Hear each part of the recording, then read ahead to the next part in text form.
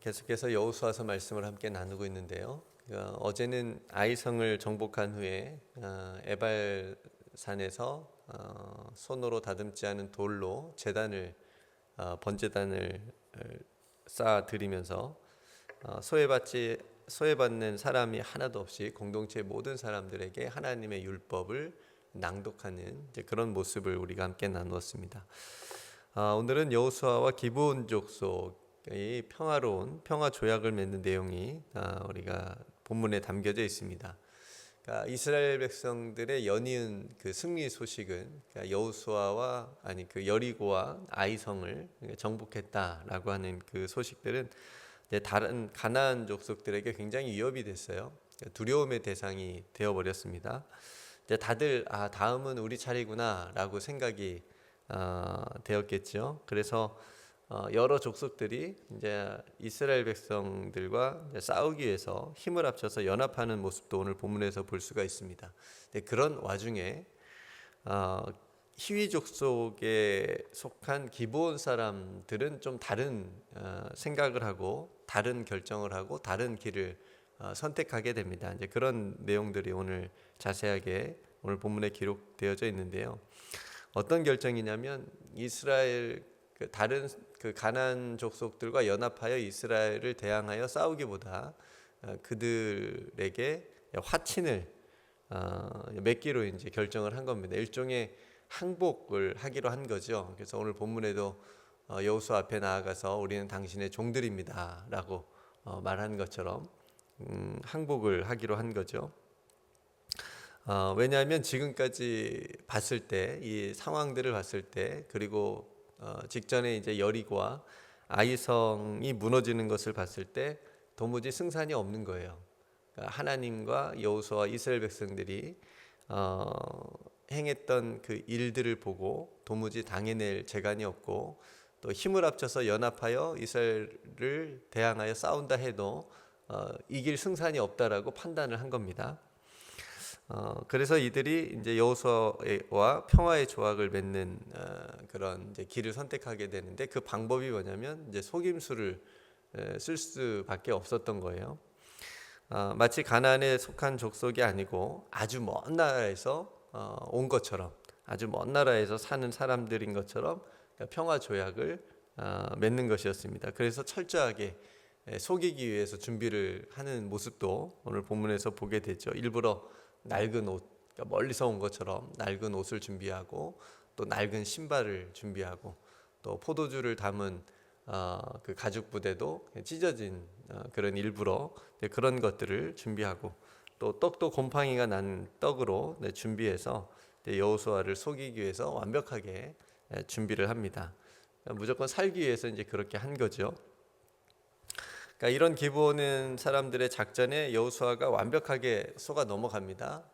그래서 평화 조약을 맺게 됩니다. 이제 너희들은 살려주겠다. 이제 이런 이야기를 하면서 조약을 맺게 되고 그렇게 됩니다.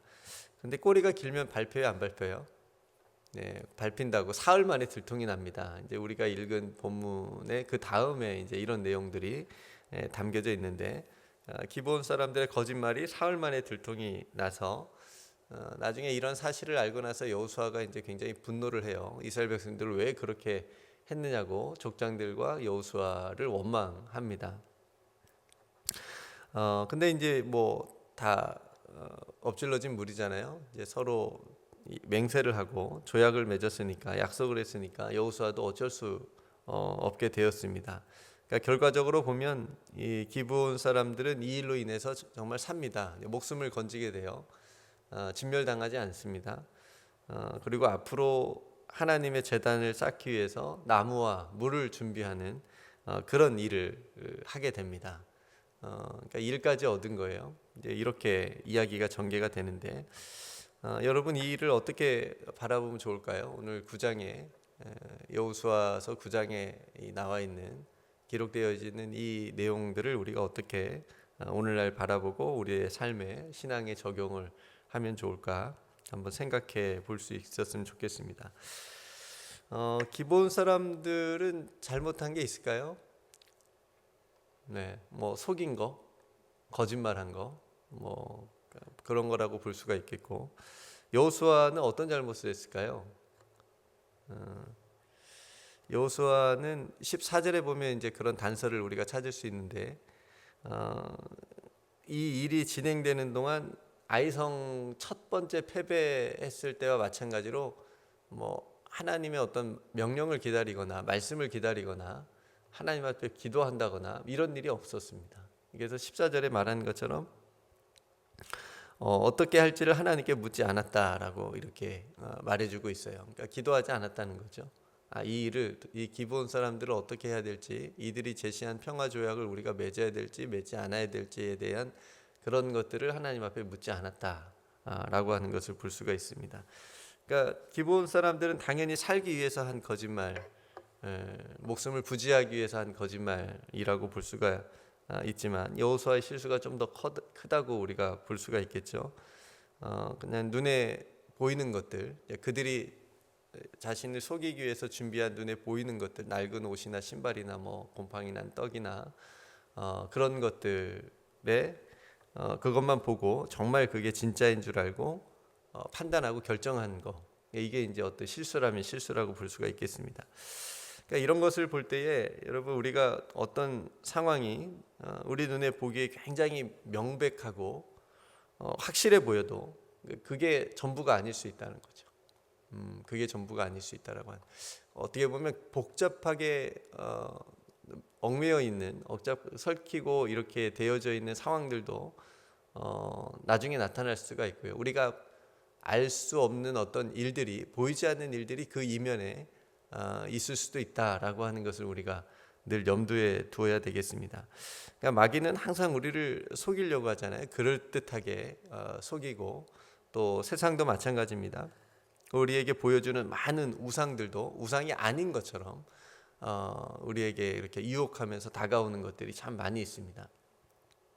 그러니까 타협을 하게 하고, 또 합리적으로 합리화시켜서 우리에게 괜찮다고 또 말해주는 것들도 많이 있고, 그런 것들을 우리가 잘 분별을 해야 되겠습니다. 그러니까 마치 진짜의 모습처럼 진짜 같은 가짜이기 때문에 또 오히려 그것이 하나님을 섬기는 것처럼 보이게 만들어서 우리로 그것들에게 속아 넘어가게 만드는 거죠. 우리가 그것들을 이제 잘 분별해야 될 필요성이 있습니다. 그래서 여러분, 아주 작은 일이라도 우리의 눈에 보이는 저건 확실해 라고 하는 그런 일이라고 할지라도 하나님의 말씀과 기도, 하나님께 묻는 것이 우리에게 굉장히 필요한 신앙의 자세다라고 우리가 우리의 삶에 적용해 볼 수가 있겠습니다.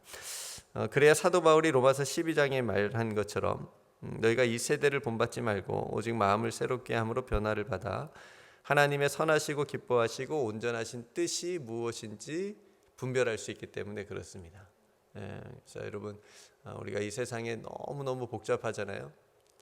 항상 무엇이 옳고 그르다 라고 하는 그 편이 갈라지는 이런 시대 속에서 우리가 무엇이 옳은 것인지, 무엇이 정의인지, 그리고 그 이면에 정말 우리가 모르는 무엇이 담겨져 있는지를 우리가 항상 깊게 생각하고 눈에 보이는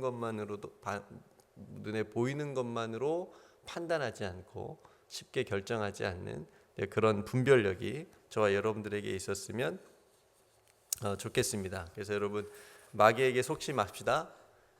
세상이 주는 어떤 달콤한 유혹에 넘어가지도 말고 오직 하나님의 말씀과 기도로 우리의 마음을 지키고, 또 하나님께서 주시는 그런 길을 향해서 또 저와 여러분들이 또 믿음으로 걸어가면서 분별할 수 있는 저와 여러분들이 되기를 주님의 이름으로 축복합니다. 또 한 가지 오늘 말씀에서 우리가 생각해 볼 지점은, 여호수아에 보면은 전쟁 이야기가 참 많잖아요. 그래서 많은 사람들이, 신앙인들도 마찬가지고요, 어떻게 하나님이 이렇게 잔인할 수 있냐라고 하는 질문이 당연히 여호수아를 읽으면서 우리가 할 수 있습니다. 굉장히 무자비하고 굉장히 무서운 하나님으로 등장을 하잖아요. 여호수아에 보면 그냥 그 성에 점령할 때 다 죽이고 다 없애라, 뭐 하나도 남기지 말라, 뭐 이런 이야기들이 굉장히 많이 나오니까 여러분들도 어떻게 생각하실지 모르겠습니다. 근데 오늘 이 기브온 사람들의 거짓말을 보면 하나님께서 심판하시는 모습이 나올 것 같은데, 일단 거짓말을 한 거잖아요. 속인 거니까, 여호수아와 이스라엘 백성들을 속인 거니까, 잘못한 거니까 하나님께서 분명히 심판하실 거다라고 하는 그런 예상이 되지만, 이에 대해서 하나님이 다른 말씀이 없으세요. 네, 그냥 넘어가십니다. 그렇다고 뭐 용인한다고 할 수는 없지만 어쨌든 나무라진 않으십니다. 이 기브온 사람들에 대해서 뭐라고 이런 방구하지 않으신다는 거죠. 그러니까 이런 점에서 보면 조금 의아한 하나님의 모습이라고 볼 수 있죠. 이 여호수아서에 계속 비춰진 하나님의 모습과는 조금 다른 모습이니까요. 왜냐하면 신명기 7장에 보면요, 이 가나안 7족속이 있잖아요. 그 7족속에 오늘 기브온 사람들이 속한 히위 족속이 들어가요. 근데 이 7족속을 다 깨끗하게 멸하라 그랬어요. 그들과 화친하지도 말고, 그들과 뭘 타협하지도 말고, 그들의 뭐 어떤 것과 이렇게 좋은 것들은 아무튼 아무것도 맺지 말고 다 진멸하라라고 하는 명령이 있었기 때문에, 그러면 이 명령에 따르면 그렇게 하면 안 되는 거거든요. 기본 사람들과 평화 조약을 지금 맺으면 안 되는 거였는데 그렇게 한 거였고, 그런데 다른 한편으로 보면 신명기 20장에 보면 이런 말씀도 또 있어요. 반대로 그들을 어떤 그 성읍을 치기 전에 평화를 제시를 하면, 평화를 선언을 하면, 만약에 그 성읍이 그것을 받아들이고 성문을 열어줘서 너희들을 받아들이면 그들을 다 이렇게 진멸하지 말고 그들로 하여금 너희를 섬기게 하라라고 하는 말씀도 있습니다. 그죠? 그러니까 그런 점에서 오늘 기본 사람들의 이 행동은 비록 거짓말이긴 했지만 평화 조약을 맺기 위해서, 살기 위해서 나온 거기 때문에 하나님께서 넘어가 주신 것이 아닐까라는 생각을 해보게 됩니다. 그죠? 또 그러고 보면, 생각해 보면 여리고성을 무너뜨릴 때도 누군 살았죠?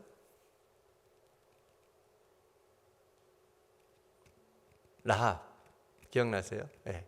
라합과 그 가족들은 살았잖아요. 다 죽지 않고. 그렇죠? 그리고 오늘 가나안 족속 중에 이 히위 족속, 당연히 진멸 당해야 될 족속 중에 사람들인데, 기브온 사람들은 이 평화 조약을 통해서 살았거든요. 비록 거짓말에 했지만 이 약속도 유효한 것으로 하고 그들을 멸하시지 않고 오히려 아까 말씀드린 것처럼 하나님의 제단에 쓸 나무와 물을 봉사하는, 그걸 준비하는 봉사자로 삼으신 것을 우리가 보게 됩니다.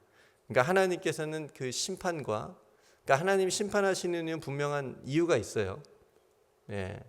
그 심판과 어떤 죽음 가운데서도 그 안에서 분명히 살리시고 구원하시는 분이시다. 그러니까 우리는 후자의 은혜를 받은 거죠. 하나님이 우리를 살리시고 구원해 주신 은혜를 받았으니까. 그러니까 그 약속은 예수 그리스도를 통해서 오늘 우리에게 주어졌기 때문에, 그죠? 그 은혜를 우리가 받았기 때문에. 사도행전 13장 23절에 보면 하나님이 약속하신 대로 이 사람의 후손에서 이스라엘을 위하여 구주를 세우셨으니 곧 예수라. 그러니까 예수께서 우리의 구주가 되신 것은 하나님의 약속에 의해서, 그죠? 우리가 하나님과 평화 조약을 맺은 것처럼, 하나님께서 맺어 주신 것처럼 그 약속이 하나님의 약속에 의해서 저와 여러분들을 예수 그리스도 통해서 구원해 주셨다라고 하는 것. 에베소서 2장은 조금 더 자세하게 우리의 상황을 얘기해 주는데, 그때 너희는 그리스도 밖에 있었고 이스라엘 나라 밖의 사람이라. 맞죠? 그래서 약속의 언약들에 대해서는 외인이요 세상에서 소망이 없고 하나님도 없는 자이더니, 우리의 상황이 그랬어요. 우리의 존재 자체가, 자리가 그런 자리였는데, 이제는 전에 멀리 있던 너희가 그리스도 예수 안에서 그리스도의 피로 가까워졌느니라. 그러니까 예수 그리스도의 피를 통해서 우리가 하나님께 가까워졌다. 구원의 은혜를 체험할 수 있게 됐다, 받게 됐다라고 하는 의미입니다. 여러분이 약속, 하나님의 약속, 우리를 구원하시니 하나님의 약속을 오늘도 붙들고 그 약속 안에서 살아갈 수 있기를 주님의 이름으로 축복합니다.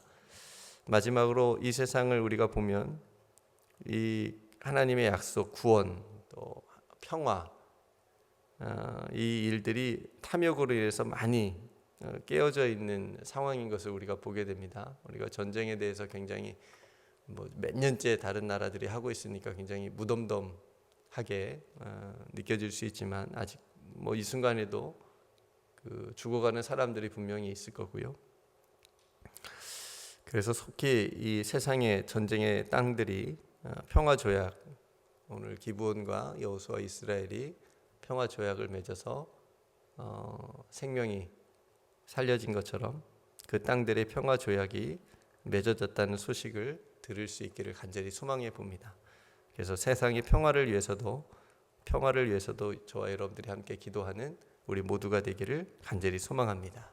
그래서 오늘 말씀을 생각하시면서 우리가 함께 기도했으면 좋겠고요.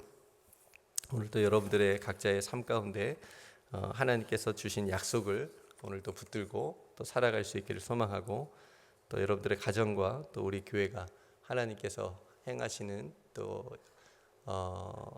계획하신 일에 또 쓰임 받을 수 있는 귀한 자리에 서 있을 수 있도록 우리가 함께 기도했으면 좋겠습니다. 네, 제가 먼저 기도하고 또 우리가 함께 기도로 이 하루를 시작하도록 하겠습니다.